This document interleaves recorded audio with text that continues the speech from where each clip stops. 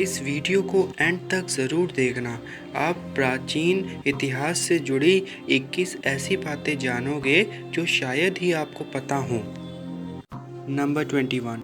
1979 के समय जब फ्रेंच रेवोल्यूशन चल रहा था, उस दौरान फ्रांस में लोगों को मृत्यु दंड देने के लिए एक बहुत ही दर्दनाक तरीके का इस्तेमाल किया जाता था।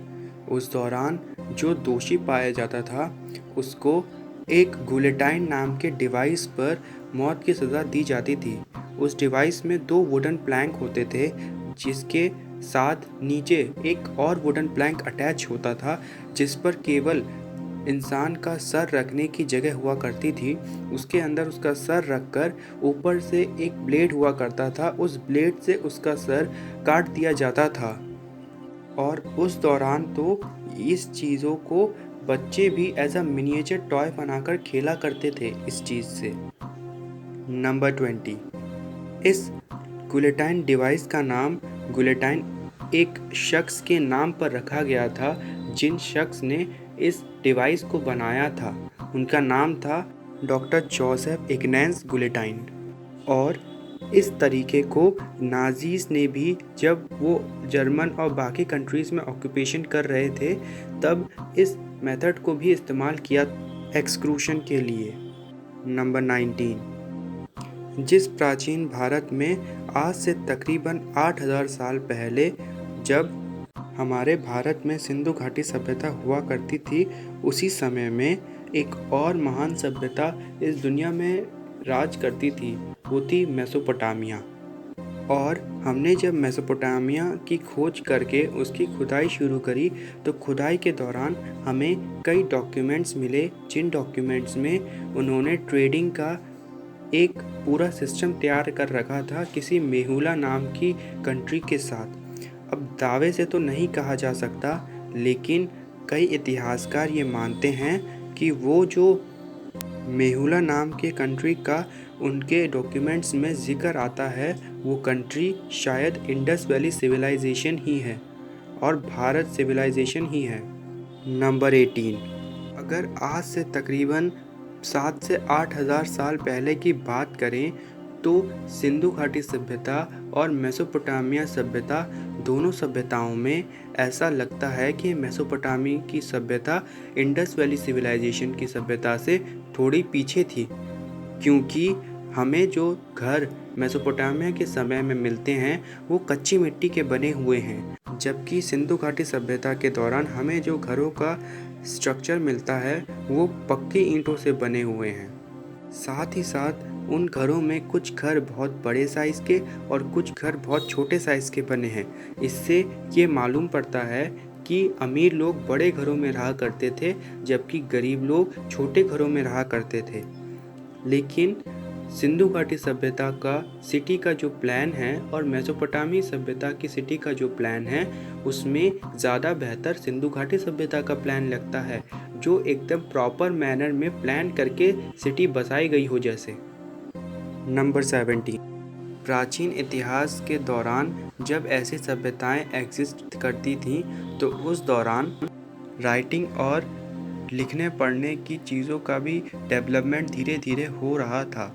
दरअसल हमें मेसोपोटामिया की खुदाई करते वक्त कई सारे हज़ारों की तादाद में बहुत सारे क्ले टैबलेट्स मिले हैं जिन पर किसी भाषा में उकेरा हुआ है, लिखा हुआ है। उसी में से एक टैबलेट पर एक कहानी सी लिखी है कि मेसोपोटामिया के एक शहर सुमेरिया के राजा एनमार्कर ने एक बार अपने मैसेंजर को एक मैसेज लेकर अकेडियन शहर के एक राजा अकेडियन के पास भेजने को कहा, जो कि काफ़ी दूर था। जब तक वो मैसेंजर वहाँ तक पहुँचा तब तक उस मैसेंजर को पता ही नहीं था कि उसको मैसेज देना क्या है। दरअसल वो रास्ते में ही मैसेज को भूल गया। ऐसे कई बार उसने आना जाना किया लेकिन राजा का मैसेज दूसरे राजा तक पहुँचा नहीं पाया। फिर उसके बाद एनमार्कर नाम के राजा ने एक मिट्टी के टैबलेट पर जो मैसेज था उसे कुरतवा दिया, उसे लिखवा दिया और फिर उस टैबलेट को उस मैसेंजर को दिया, जिस टैबलेट को दूसरे राजा ने देखा और वहाँ पे शायद पहली बार राइटिंग का कुछ इस्तेमाल हुआ। नंबर 16, इसी मेसोपोटामिया के डेक्लाइन फेज के बाद लगभग 2000 साल बाद एक शख्स जिसका नाम अलेक्जेंडर था, वो मैसिडोनिया का राजा बना और उसके बाद उसने अपने साम्राज्य का विस्तार करना शुरू किया और अपनी सेनाओं को जगह जगह अपना विस्तार करने के लिए भेजा। वो विस्तार करते करते साउथ अफ्रीका का हिस्सा, यूरोप का हिस्सा, यहाँ तक कि एशिया का भी काफ़ी ज़्यादा हिस्सा जीत चुका था और अपने कब्जे में कर चुका था। वो भारत के पश्चिम में लगी ब्यास नदी तक आया और वहाँ से लौट गया और ये सारा काम मात्र उसने 12 साल के समय में पूरा कर लिया था। लेकिन वो अपने पूरे साम्राज्य को अच्छे से स्थापित नहीं कर पाया और उसके मरने के कुछ ही समय बाद पूरा साम्राज्य उसका बिखरने लगा, टूटने लगा। नंबर 15, आज तक अलेक्जेंडर के मौत की वजह कोई भी पुख्ता तौर पर नहीं कह पाया है कि क्या वजह थी। इसके पीछे कई डिफरेंट तरह की थ्योरीज भी सामने आती हैं। कोई तो कहता है कि उसे किसी ने जहर दे दिया था जिस कारण उसकी मृत्यु हुई। कोई कहता है कि उसे एक लाइलाज बीमारी हो गई थी जिसके कारण उसकी मृत्यु हुई। ऐसी कई बातें हैं जिनके बारे में इतिहास में भी हमें कुछ ज़्यादा जानकारी नहीं मिलती हैं और वो रहस्य ही बनी हुई हैं। Number 14, Isa Masih, Jesus. ऐसा कहते हैं कि जीसस को भी मौत की सज़ा रोमन्स ने ही सुनाई थी और रोमन्स ने ही जीसस को सूली पर लटका दिया था एक माउंटेन पर, जिस माउंटेन पर उनके साथ 2 और चोरों को भी लटकाया गया था। और जीसस को सूली दिए जाने के तकरीबन 400-500 साल बाद कॉन्स्टेंटिनोपल के एक राजा कॉन्स्टेंटिनो ने अपनी माँ हेलेना को उनका जो लकड़ी का क्रॉस था उसे ढूंढने भेजा और उसे ढूंढा। उस क्रॉस के हेलेना ने 3 हिस्से करके 3 बड़े बड़े चर्चेस में, जिसको उसके बेटे ने जीता था, उन चर्चेस में पहुंचा दिया और आज भी वो उन्हीं चर्चेस में अभी भी प्रेजेंट हैं। नंबर 13, जब रोम का डिक्लाइन हुआ उसके बाद रोमन साम्राज्य में ही एक छोटे से हिस्से पे कई कबीलाई लोग रहा करते थे। उन कबीलाई लोगों में से एक कबीलाई ग्रुप जिसका नेतृत्व चंगेज़ खान कर रहा था, उसने भी धीरे धीरे अपना बहुत बड़ा एम्पायर एस्टेब्लिश कर लिया और लगभग दुनिया के बहुत बड़े हिस्से को अपने हक में, अपने कब्जे में कर लिया था। उसने अपने लोगों से कहा था कि जब मेरी मौत हो जाए तो उसके बाद मुझे किसी एक ऐसी जगह पे दफनाना जिस जगह पर मुझे कोई भी ढूंढ ना सके। और आज तक भी चंगेज़ खान का डेड बॉडी कोई भी ढूंढ नहीं पाया है। कई आर्कियोलॉजिस्ट इस खोज में तो लगे हैं लेकिन कुछ फ़ायदा नहीं हुआ। नंबर 12, हमें मेसोपोटामिया के टाइम पीरियड में एक और बहुत अजीब सा टैबलेट मिला है जिस पर कुछ अंधविश्वास के बारे में लिखा हुआ है। मेसोपोटामिया के लोग ऐसा मानते थे कि अगर किसी का भी घर सामने वाले किसी और के घर के सामने से अपना डोर ओपन करता है तो उसका पूरा दिन खराब ही जाएगा। इसके अलावा अगर दरवाज़ा उनका बाहर की तरफ खुलता है तो वो अच्छा नहीं माना जाता था और लोग इसीलिए अपना दरवाज़ा अंदर की तरफ खुलने वाला बनवाते थे। नंबर 11, आप जो कोलोसियम देखने रोम में जाते हो, वो कोलोसियम का नाम एक राजा जिनका नाम कोलोसस था उसके ऊपर पड़ा है। दरअसल जिस जगह वो कोलोसियम बनाया गया था उसी के ठीक सामने एक राजा जिनका नाम कोलोसस था, उनकी मूर्ति लगी हुई थी और उसी मूर्ति के नाम पर ही कोलोसियम का वो नाम रखा गया था। वो दरअसल पब्लिक एंटरटेनमेंट के लिए बनाया गया एक स्टेडियम टाइप हुआ करता था जिसमें बुल फाइटिंग, ग्लेडिएटर्स की फाइटिंग हुआ करती थी।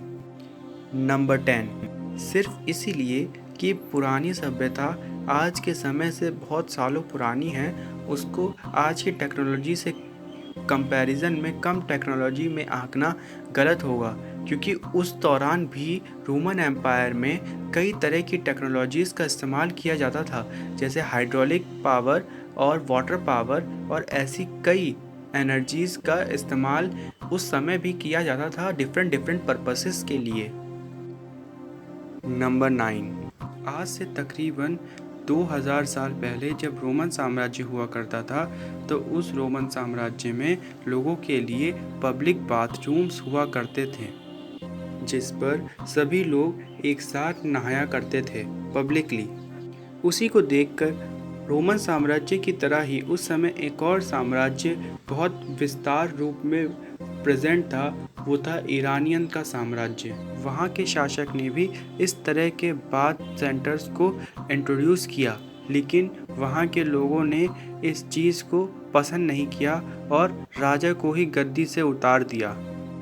नंबर 8, आपको पता है मेसोपोटामिया के समय में ही जब अरेसियन किंगडम राज किया करते थे, उसी में एक राजा जिनका नाम असुरबनिपाल था, उसने ही सबसे पहली बार हिस्ट्री को रिकॉर्ड कर एक डॉक्यूमेंट बनाकर रखने की कोशिश शुरू की, और उसी ने ही मेसोपोटामिया के समय में ही अपने राज्य में दुनिया की सबसे पहली लाइब्रेरी बनाई, जिसमें उसने thousands of tablets, clay tablets, documents, text, जो भी चीज़ें लिखी जिन पर रिटन रिकॉर्ड लिखा जाता था, उन सभी को इकट्ठा करके एक जगह पे कलेक्शन करके रखना शुरू किया। नंबर 8, उन्हीं में से एक टैबलेट में हमें एक और कहानी, एक एपिक के बारे में पता चलता है, जिसमें गिलगमेश नाम का एक राजा, जिसके दोस्त की मृत्यु हो जाती है एक दिन, उसकी मृत्यु से बड़ा परेशान होता है और अमरता का रास्ता ढूंढने अपने राज्य से निकल पड़ता है, लेकिन उसे कहीं भी उसके बारे में कुछ पता नहीं चलता है। और जब वो अपने राज्य में वापस आता है, तब वो ये रियलाइज़ करता है उसने जो भी काम किए हैं, उन्हीं काम के बल पर ही उसे लोग याद रखेंगे। ऐसा एक एपिक हमें टैबलेट्स में मिलता है, जो कि टोटल 12 टैबलेट्स का कलेक्शन है। नंबर 7, मेसोपोटामिया नाम 2 ग्रीक एंड लैटिन शब्दों से मिलकर बना है। ग्रीक शब्द मैसोस, जिसका मतलब होता है लैंड, और लैटिन शब्द पिथिकॉस, जिसका मतलब होता है बिटवीन टू रिवर्स। तो मेसोपोटामिया का मतलब होता है एक लैंड जो 2 रिवर्स के बीच में है। जबकि इंडस वैली सिविलाइजेशन में जो मोहेंजोदारो शब्द का शहर है, उस मोहेंजोदारो का मतलब होता है मुर्दों के ज़मीन के ऊपर बना हुआ शहर। अब जाहिर सी बात है, कोई अपने ज़मीन को मुर्दा घर तो नहीं कहेगा। ये नाम तो हिस्टोरियंस ने उस शहर का रखा है, असल में वो लोग अपने शहर को किस नाम से बुलाते होंगे, ये तो वही जाने। इसी तरह से जितने भी सभ्यताओं के अंश मिले हैं, उनमें जिन शहरों के जो जो नाम रखे गए हैं, उनमें से कुछ नाम तो हमें डॉक्यूमेंट्स में मिलते हैं और कुछ नाम हिस्टोरियंस ने अपने अकॉर्डिंग रखे हैं। नंबर 6, क्या आपको पता है 16 से 17 सेंचुरी के दौरान बगदाद में किताबें इतनी फेमस हुई थीं कि लोग किताबों के बदले जितना वज़न किताब का हुआ करता था, उसी वज़न के सोने के सिक्के उस किताब बेचने वाले व्यक्ति को दिया करते थे।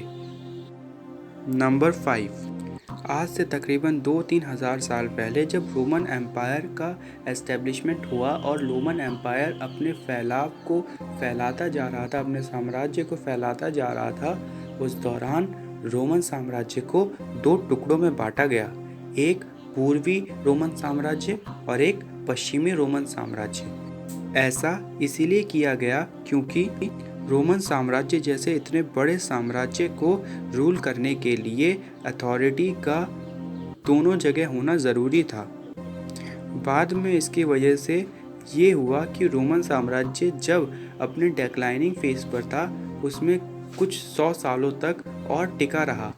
दरअसल ईरानियंस ने 3rd सेंचुरी के बाद धीरे धीरे रोमन साम्राज्य पर कब्जा करना शुरू कर दिया था और वो आधा हिस्सा पूरा ईस्टर्न साम्राज्य को अपने हिस्से में कर चुके थे और केवल वेस्टर्न हिस्सा ही यूरोप के रोमन के पास बच गया था। नंबर 4, कई इतिहासकार ऐसा मानते हैं कि हम आज जो कैलेंडर्स को देखते हैं उन कैलेंडर्स को सबसे पहली बार मेसोपोटामिया की सभ्यता के लोगों ने ही बनाया था। उन्होंने ही साल को मंथ में, मंथ को वीक्स में, वीक्स को डेज में, डेज को आवर्स में, आवर्स को मिनट में, मिनट को सेकंड में डिवाइड किया था और उन्होंने ही इस टाइम पीरियड को एस्टेब्लिश किया था। इसके अलावा वो लोग सोलर एक्लिप्स और लूनर एक्लिप्स जैसी चीज़ों को भी ध्यान देते थे और उसको भी पूरी तरह से रिटन नोट में रिकॉर्ड किया करते थे। नंबर 3, रोमन साम्राज्य में ज़्यादातर मैरिजेस अरेंज ही हुआ करती थी और उस सोसाइटी में न्यूक्लियर फैमिलीज़ ही ज़्यादातर रहा करती थी, ना कि जॉइंट फैमिलीज़। और उस समय सभी वुमेन्स की लीगल कंडीशंस बहुत अच्छी हुआ करती थी। नंबर 2, रोमन साम्राज्य के समय में डिवोर्स लेना लोगों के लिए आमतौर पे काफ़ी आसान हुआ करता था। इतना आसान कि वुमेन या मेल दोनों में से कोई भी अगर एक पेपर पर ये अनाउंस कर देता कि डिवोर्स होना है तो डिवोर्स उसी टाइम हो जाया किया करता था। नंबर 1, रोमन साम्राज्य में एक फैमिली के हेड यानी कि फादर को ये हक होता था कि वो अपने बच्चे को जीवन देना चाहता है कि मृत्यु ये उसके हाथ में हुआ करता था। अगर वो किसी बच्चे को पालना नहीं चाहता तो वो उस बच्चे को, और ये कोई क्राइम भी नहीं माना जाता था। वीडियो अच्छा लगे तो वीडियो को लाइक एंड शेयर करना और चैनल को सब्सक्राइब भी करना और बेल आइकन ज़रूर दबाना ताकि मेरे नए वीडियोस के नोटिफिकेशन आपको मिलते रहें।